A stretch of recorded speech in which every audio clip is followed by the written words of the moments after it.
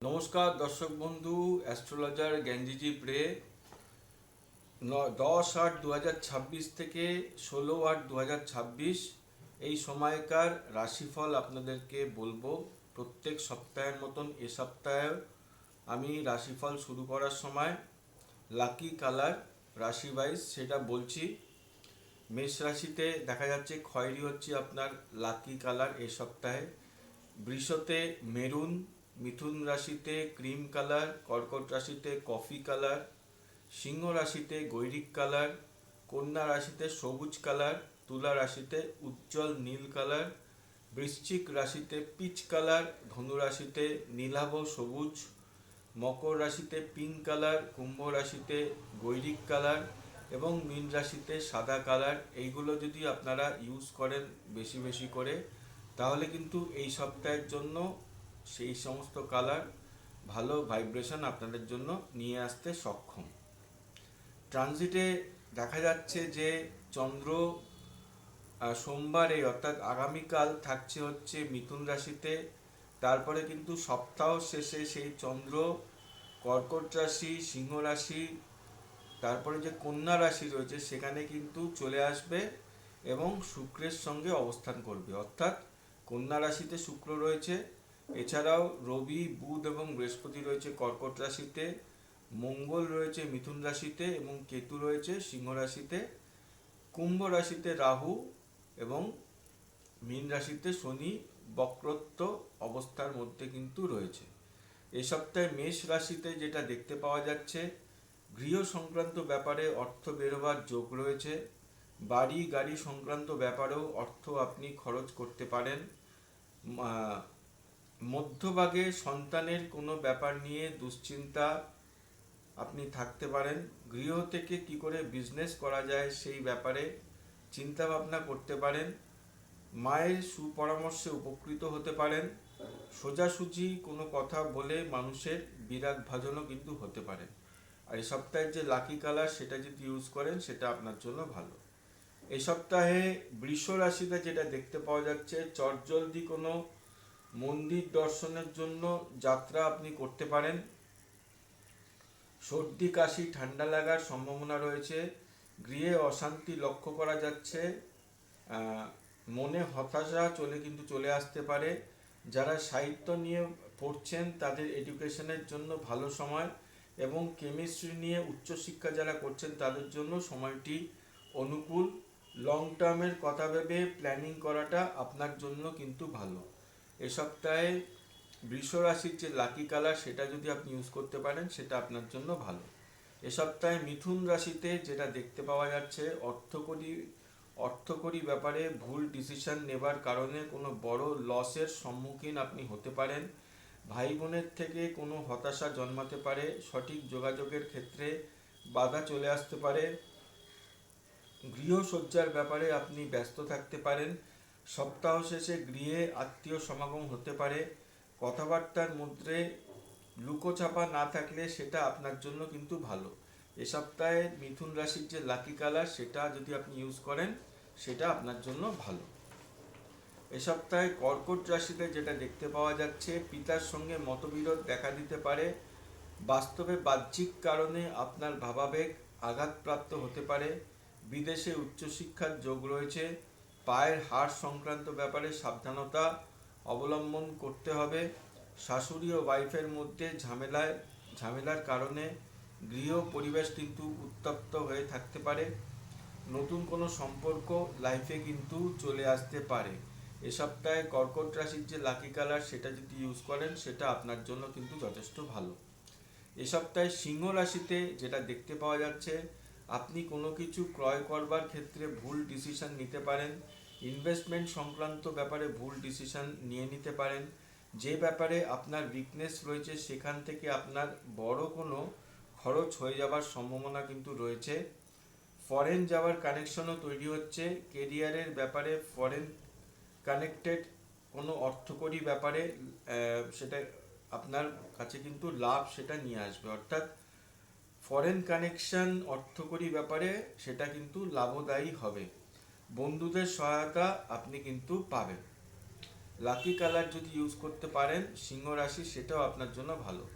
এ সপ্তাহে কন্যা রাশিতে যেটা দেখতে পাওয়া যাচ্ছে, কর্মস্থলে প্রমোশন পাওয়ার মতন যোগ সৃষ্টি হচ্ছে। স্বীয় প্রচেষ্টায় স্যালারি বাড়বার সম্ভাবনা রয়েছে। বন্ধুর কোনো ভুল সিদ্ধান্ত মেনে ক্ষতির মুখোমুখি কিন্তু আপনি হয়ে যেতে পারেন। সামাজিকভাবে কোনো ব্যাপারে ব্যস্ত থাকতে পারেন। অতিরিক্ত সামাজিক কর্মকাণ্ডে জড়িয়ে পড়ে কোনো ক্ষতি ডেকে আনতেও কিন্তু পারেন। অর্থকরী ব্যাপারে দুশ্চিন্তা জন্মাতে পারে।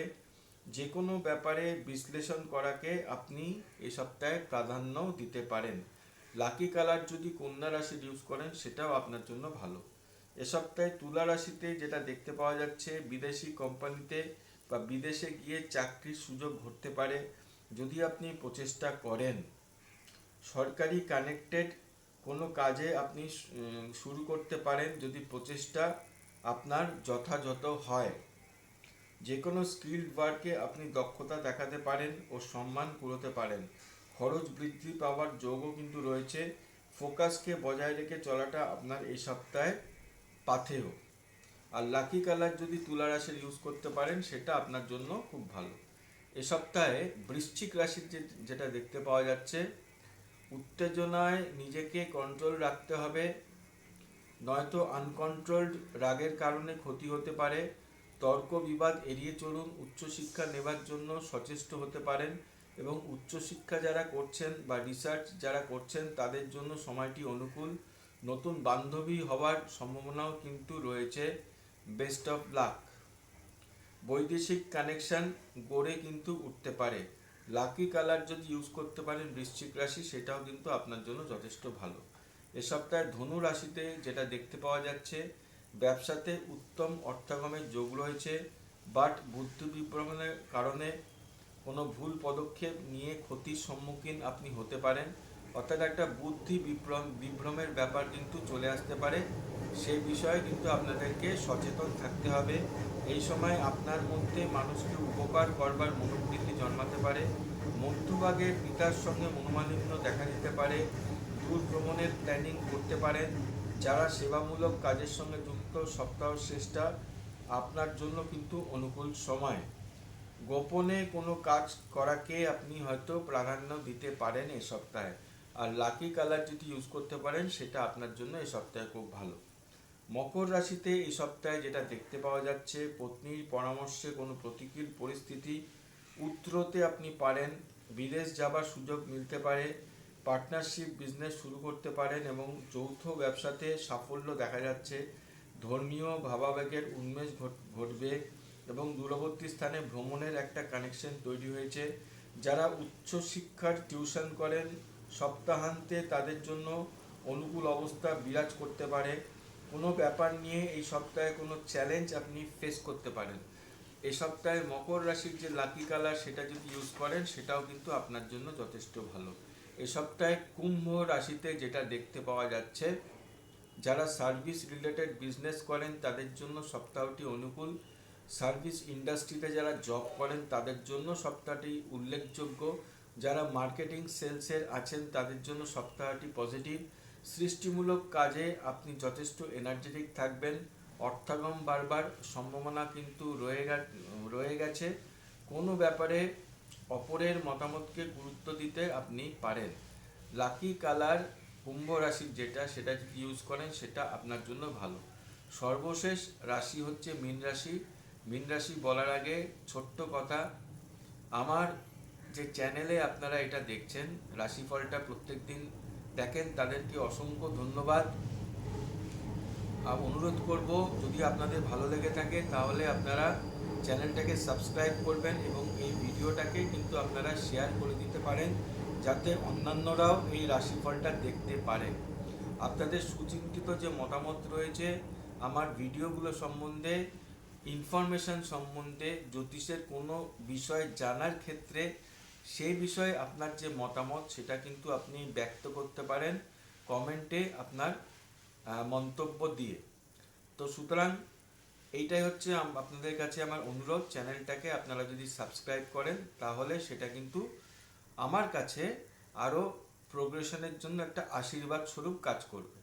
মীন রাশিতে এই সপ্তাহ যেটা দেখা যাচ্ছে, বিজনেসের সাফল্য আসবে, স্পাউসের কোনো কথাতে আপনি ব্যথিত হতে পারেন, তার শারীরিক সমস্যাতে উদ্বিগ্ন থাকতে পারেন, ভূমি লাভের যোগ রয়েছে, অ্যাসিডিটির কোনো সমস্যা আসতে পারে, গৃহ পরিবেশ কোনো কারণে উত্তপ্ত হতে পারে, মেধার বিকাশ ঘটতে পারে এবং সন্তান প্রসবের ব্যাপারেও সময়টি অনুকূল থাকবে।